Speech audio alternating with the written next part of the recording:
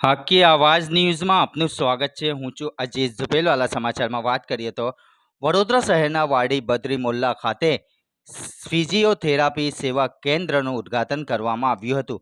Physiotherapy એ દર્દી સાથે મૈત્રીપૂર્ણ રહેવા અને તેમની બીમારીનું યોગ્ય રીતે નિદાન કરીને તેમને ઝડપથી સાજા કરવામાં મદદ કરે છે। ફિઝિયોથેરાપી એક એવી ટ્રીટમેન્ટ છે જે લોકોને ઈજામાંથી પૂર્ણ પ્રાપ્ત કરવામાં અને પીડાના દૂર કરવામાં તેમજ ભવિષ્યમાં થતી ઈજાઓને રોકવા અથવા લાંબી શારીરિક સમસ્યા અથવા એસટીટીનો સામનો કરવામાં મદદ કરે છે। એવા ઉદ્દેશ સાથે આજે રોજ વડોદરા શહેરના વાડી બદ્રી મોહલ્લા ખાતે અબ્બાસભાઈ મિયા ગામવાળાના અધ્યક્ષ સ્થાને અને તેમની સમગ્ર ટીમના સાથ સહકાર સાથે અલ્વી ફિઝિયોથેરાપી સેવા કેન્દ્રનું ઉદ્ઘાટન કરવામાં આવ્યું હતું। આ ઉદ્ઘાટનમાં આવેલા ડૉક્ટર જુલ્કરનૈન ભાઈ સાહેબ મારુનુંડ દાવત સઈદુલ ખૈર સાહેબ, ડૉક્ટર પલક સોલંકી, ડૉક્ટર ફનીકા શેઠવાલા, મુફ્તી ખલીક સાહેબ મુલ્લાવાલા, ભોલુબાપુ સહિતના મહેમાનોને બુકે આપી સન્માનિત કરવામાં આવ્યા હતા। અંતે ઉલ્લેખનીય છે કે માત્ર નજીવા દરે અહીંયા ઉપલબ્ધ ફિઝિયોથેરાપી લોકોની સમસ્યાઓ સામે લડવામાં મદદ કરી શકે છે, જે ખૂબ જ મહત્વપૂર્ણ છે, જે તમને અને તમારા શરીરને મજબૂત અને વધુ લવચીક બનાવવામાં મદદ કરશે। Report રૂઝે બરબ। Machine. This is IFT machine coming with the one electrode and the one electrode. Hence machine we go with all the muscle problems and the joint stiffnesses. IFT we go with all the muscle training and also. Yeah, please. Yes, yes. Yeah, please. Yes, one more. Yes, smile all. But that's fine. બે second માટે હટી જાઓ ખાલી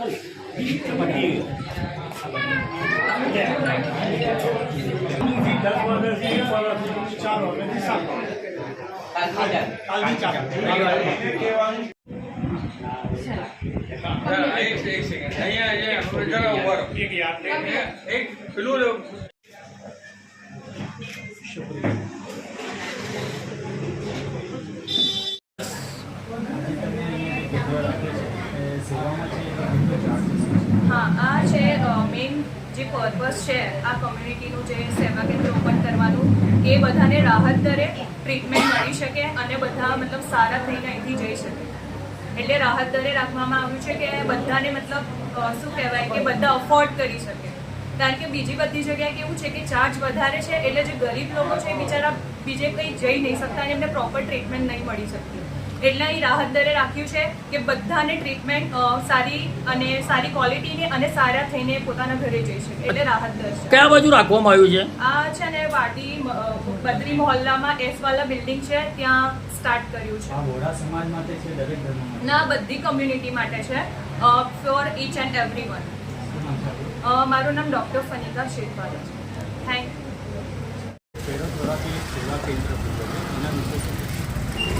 આજના દિનની અંદર हम तमाम अलवी जमातના મુસ્લિમીન વાસ્તે ઘણો ફરહત અને ખુશીનો મોકો છે કે અલવી ફિઝિયોથેરાપી સેવા કેન્દ્ર આજે આ બદરી મહલ્લાની અંદર બરાબર અમારા સૈયદના સાહેબના મકાનને બિલકુલ સામી આ ખુલેલું છે અને આ મકાન શરફુદ્દીન ટીનવાલાએ આ ફિઝિયોથેરાપી સેવા કેન્દ્રને અંદર આપેલું છે।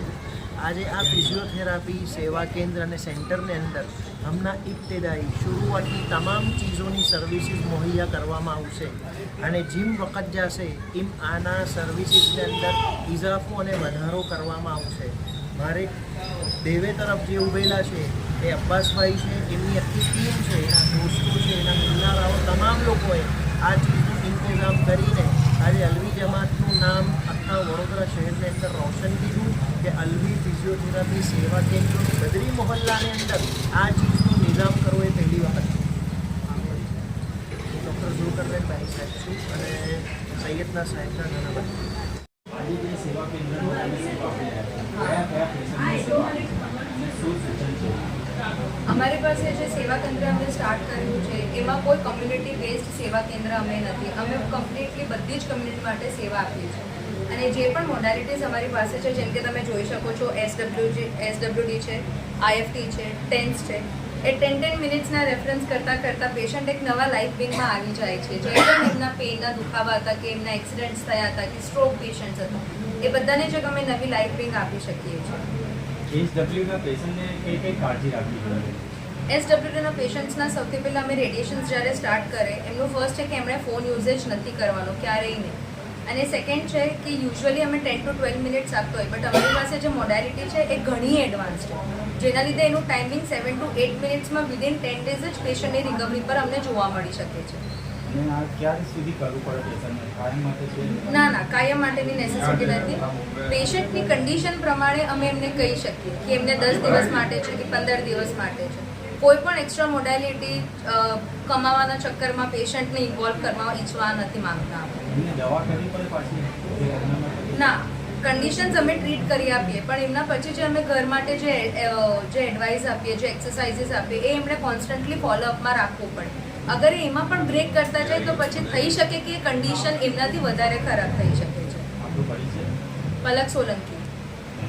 આજે જે થેરાપીની સેવા હા. છે એની અંદર ક્યાંની ક્યાંની વ્યવસ્થા છે? આની અંદર ફિઝિયોથેરાપીની તમામ વ્યવસ્થા એના અંદર રજૂ કરેલી છે. ટોટલ 7 મશીનો આપણે લાયા છે અને 7 મશીનના અંદર અલગ અલગ બધી એની ટ્રીટમેન્ટ મળે છે. અને આ સેવા કેન્દ્રના અંદર દર્દી સમાજ અને આજુબાજુના તમામ વિસ્તારના અંદર જે કોઈને સારવાર, જે સમાજને સારવાર લેવી હોય અને એ લોકો છૂટથી આવી શકે છે. કોઈ એવું બંધારણ છે નહીં અને બધાને માટે છે. અને બીજું કે જે ડૉક્ટરો જે છે એ ફિઝિયોથેરાપિસ્ટ ડૉક્ટરો છે અને એ લોકો રેપ્યુટેડ ડૉક્ટરો છે અને એ લોકો ડૉક્ટરો બધી સેવા સવારે 10 થી 1 અને સાંજે 4 થી 7 આ રીતની 2 અલગ અલગ ડૉક્ટરો આ સેવા આપશે. વધારે સારા પેશન્ટ આવ્યા છે હમણાં આ જે બધા છે હાડકાના દુખાવાના, ઘૂંટણાના દુખાવાના, ફ્રોઝન શોલ્ડર, સમજા કમરના દુખાવા, આ બધાના દુખાવાને માટે આવેલા. કેવું લાગે છે? અંદાજે 4 વાગ્યા સુધી કેટલા લોકો લાભ લે છે? આના અંદર હજુ આજે તો ઓપનિંગ છે એટલે આજે જરા થોડું વધારે રસ છે એટલે ખબર નથી, પણ હમણાં એનું કશું કહેવાય નહીં. પણ કાલથી રાબેતા મુજબ કમ્પ્લીટ ચાલુ થશે. શું નામ છે?